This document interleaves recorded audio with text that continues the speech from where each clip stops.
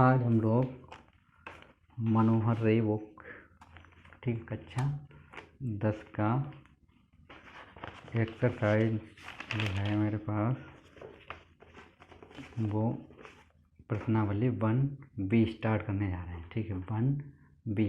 तो क्या निम्नलिखित संख्याओं को अभाज्य गुणनखंडों के गुणनफल के रूप में व्यक्त कीजिए। मतलब इसके हमें अभाज्य गुणनखंड निकालने हैं। तो क्या पहला है 140, ये है मतलब क्वेश्चन। तो हम सबसे पहले कुछ डेफिनेशन देख लेते हैं। ठीक है, तो आप लोग मेरे चैनल को सब्सक्राइब कर लें और लाइक और शेयर अवश्य करें। ठीक है, तो प्रश्नावली 1B।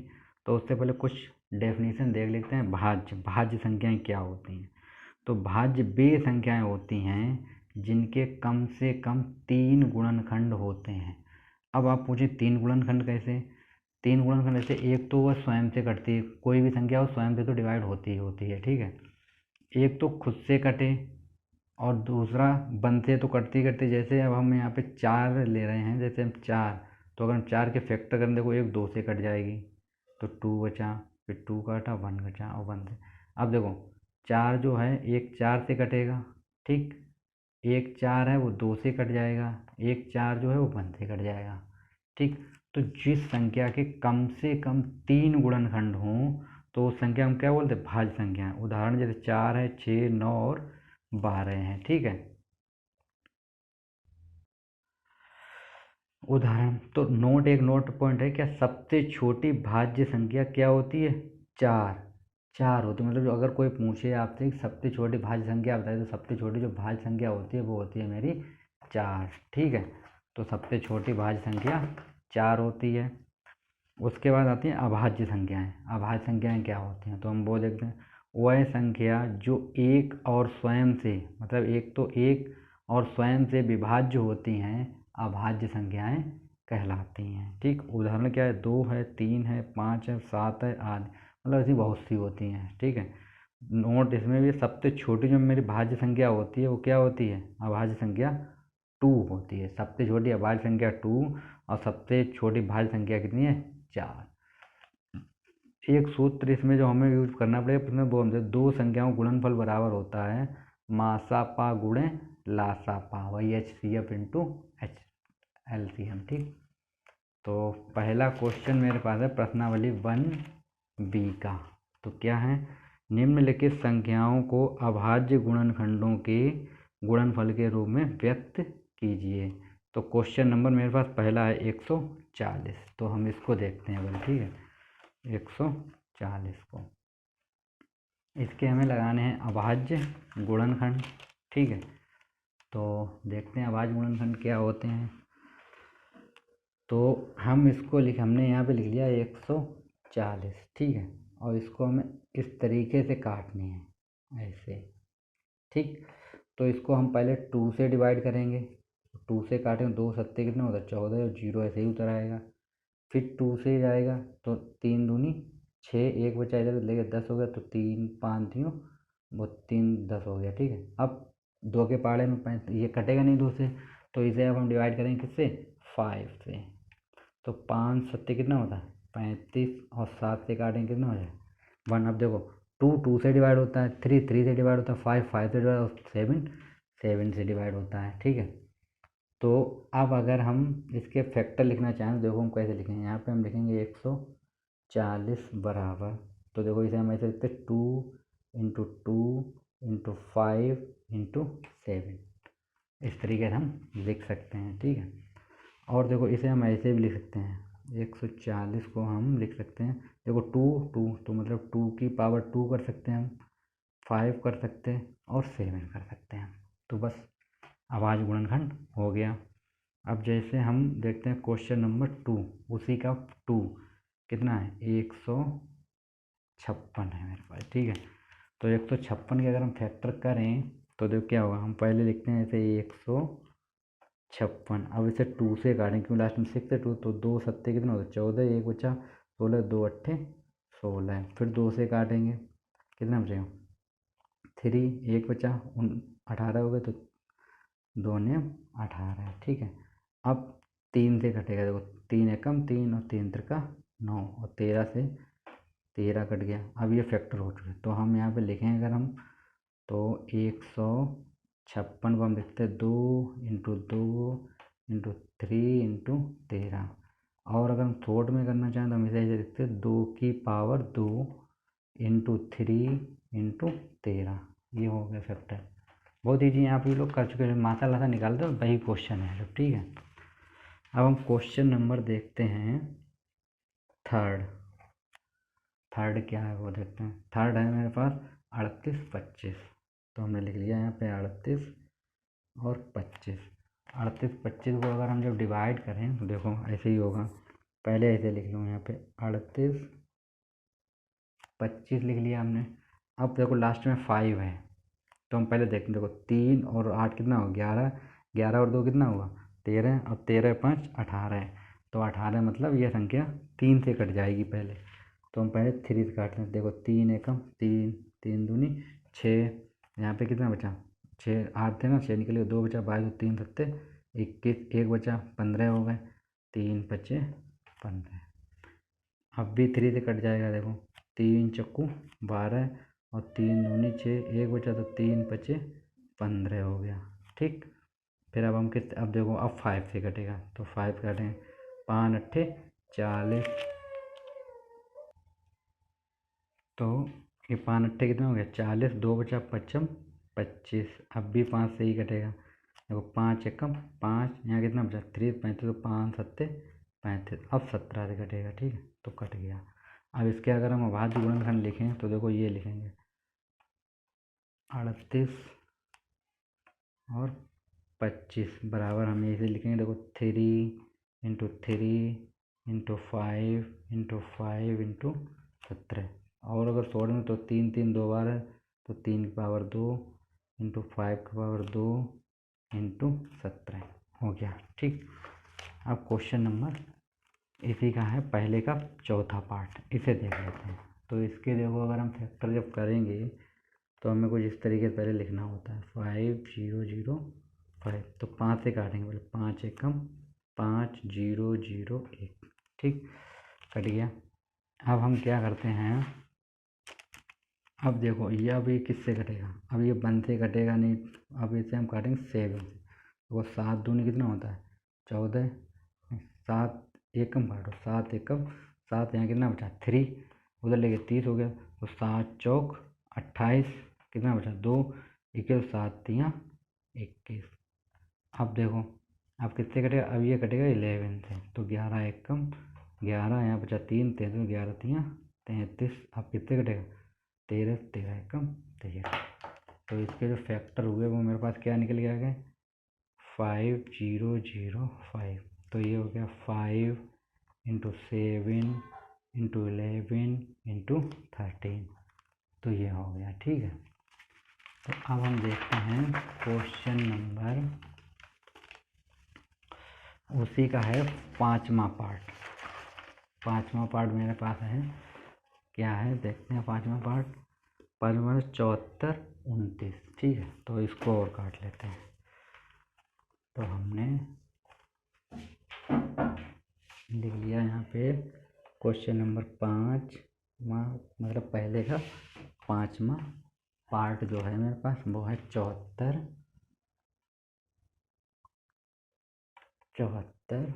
29। इसको देखो हम डिवाइड करेंगे तो पहले मिलेगा 74 29।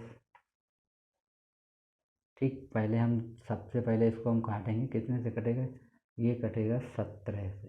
ठीक है, तो 17 करें, देखो 17 चक्कू कितना होता है 68। बचेगा कितना, यहाँ पे बचेगा 5, 5 इधर नहीं, 17 बोलो 68, और ये बचा 6, मतलब 68, 2 इधर बचा 6 बचा 6। तो 17 तियाँ 51 होता है। ठीक है, और फिर बचेगा कितना 11, तो 119, तो 17 थे 119। अब कितने से कटेगा 19 से कटेगा। ठीक है, तो कितना बचेगा 19 दूनी 38, 19 तियाँ 57, और 23 से काटें 23 से कम 23। तो यहाँ पे कितने निकल गया 74 29 के जो निकल गए हैं वो 17 × 19 × 23, ये निकल आया। अब हम देख, ये पहला पार्ट लग गया। अब क्वेश्चन नंबर 2 देखते हैं। 2 क्या है मेरे पास, पूर्णांकों के निम्नलिखित युग्मों के HCF और LCM ज्ञात कीजिए, ठीक है, तथा इसकी सत्यता तथा इसकी जांच कीजिए कि दोनों संख्याओं का गुणनफल जो है बराबर HCF इंटू LCM है, ठीक है। तो पहला क्वेश्चन है मेरे पास 26 और 91। तो हम पहला क्वेश्चन लिखते हैं, जो 2 नंबर क्वेश्चन नंबर 2 का पहला है, पहला पार्ट है मेरे पास 26 91, ठीक। तो हमने लिखा 26 91। तो हमें इसके निकालने क्या, पहले LCM निकालना है और HCF निकालना है। तो हमने 26 कामा 91, ठीक। तो हमने 26 को यानी 26 को हम फैक्टर करेंगे तो ऐसे ही करेंगे, देखो 2 इंटू 13, ठीक। ये छोटा था ना तो हमने डायरेक्ट कर दिया इसको। ये 91 को अगर हम करेंगे तो 13 सत्ते होते हैं क्या में, तो 7 गुणे 13 कर दिया हमने। अब अगर हम इनका क्या निकालें, LCM, ठीक है, LCM। तो LCM कितना होता है, देखो 2, तो 2 लिख लो, 13 है 2 जगह तो एक बार लिख लो, और इंटू 7। अब इसको जब हल करेंगे हम तो कितना आएगा, देखो ज़रा। तो 13 सत्ते 91, और 91 दूनी कितना होता है, 182, ठीक है। अब हम इसका HCF और निकाल लेते हैं। HCF देखो 13 यहाँ पे, 13 यहाँ पे, तो केवल HCF कितना आएगा, 13। अब हम सूत्र में रख के इसकी जांच कर लेते हैं, ठीक। तो सूत्र क्या था मेरे पास, पहली संख्या गुणे दूसरी संख्या बराबर होता है मासापा गुणे लासा पा, ठीक। तो हम इसमें वैल्यू रखेंगे। अब वैल्यू मेरे पास क्या, देखो पहली संख्या कितनी है, 26, तो 26 गुणे 91 बराबर, यहाँ पे लिखेंगे 182 गुणे 13। और जब हम मल्टीप्लाई करेंगे तो इन दोनों का देखो 26 का है, 26 एकम 26 होता है, ठीक है। आदिल कितना बचा, 2, और 26 नेमा कितना होता है, तो गुणा करेंगे तो आ जाएगा कितना, 26 नेमा मतलब ये हो गया है मेरे पास 23/6, मतलब 2366 हो गया, ठीक। इसका इसमें 13 दूनी 26, हाँ चल 2 बजा 13 अट्ठे 104, 104 और 2 106, और 13 एकम 13, 13 और 10 23। तो ये क्वेश्चन सॉल्व हो गया मेरा, सत्यता की जांच हो गई। अब किसी का पार्ट नंबर 2 है, कितना है, पार्ट 2 इसी का है। दूसरा क्वेश्चन क्या है मेरे पास, 510 और 92। तो इनके भी हमें वही करने, पहले HCM निकालने में 510 का और 92 का। तो हम यहाँ पे करते हैं, ठीक है। तो इधर कर लेता हूँ थोड़ा। तो 510 फैक्टर करेंगे, पहले 2 से काटेंगे, 2 दूनी 4, 1 बचा 11, 2 पंचे 10, 1 बचा 2 पंचे 10, ठीक। अब 3 से कटेगा तो 3 से काटे, 3 अट्ठे 24 और 3 पचे 15। अब 5 से कटेगा तो आएगा कितना, 17 को 17 बना कितना होगा 85, 17 से काटेंगे तो ये, तो इसके फैक्टर कितने आ गए, 2 इंटू 3 इंटू 5 इंटू 17, ये लिख लिया हमने। अब मेरे पास क्या बचा, 92। इसको देखते हैं, देखो पहले 2 से काटेंगे, 2 चक्कू 8, 1 बचा 12 हो गए, 2 छन 12, फिर 2 से काटेंगे तो 2 और 2 3 6। अब 23 से कटेगा, 23 काटेंगे तो 1, ठीक।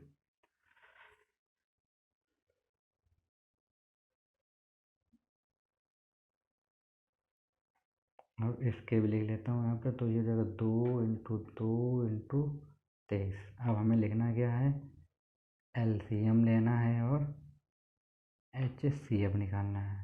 तो HCF पहले LCM लिखते हैं, तो 2 यहाँ पे सबसे ज़्यादा, तो 2 इंटू 2 लिख लिया, इंटू यहाँ पे 5 है 5 लिख लिया, 3 है 3 लिख लिया, 17 लिख लिया और 23, मतलब एक एक बार सब लिख लिए, जितने जो थे जो कॉमन थे वो नहीं लिखे। ठीक है, तो अब इन दोनों का, इन सब का मल्टीपल, 2 पंचे कितना हो 4, 4 पंचे 20, 20 यहाँ 60, ऐसे मल्टीप्लाई करेंगे इंटू कर करके।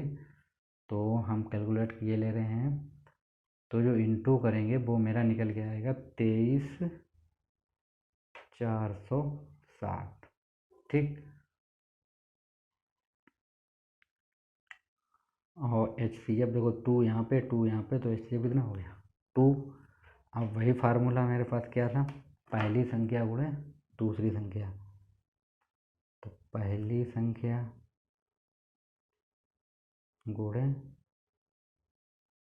दूसरी संख्या बराबर होता है LCM इंटू HCF। तो पहली संख्या कितनी थी 510 गुणे 92, इधर एलसीएम कितना आएगा 23,46 इंटू 2। अब इनका गुणा करेंगे तो 0, 6 दूनी 12, 2 हासिल 1, 2 चक्कू 8 और 1 9 और 3 दूनी 6 और 2 दूनी 4, कितना आ गया 40,920। और इधर जब हम इंटू करेंगे तो आएगा कितना 40,920। तो ये क्वेश्चन लग गया। ठीक है, अब हम देखते हैं क्वेश्चन नंबर, इसी का एक और पार्ट रह गया है, पार्ट 3। पार्ट 3 क्या है, पार्ट 3 है कितना है 336, 336 और 554, ये रह गया है एक लास्ट वाला 336 और 554। तो इसके और फैक्टर कर लेंगे। ठीक है,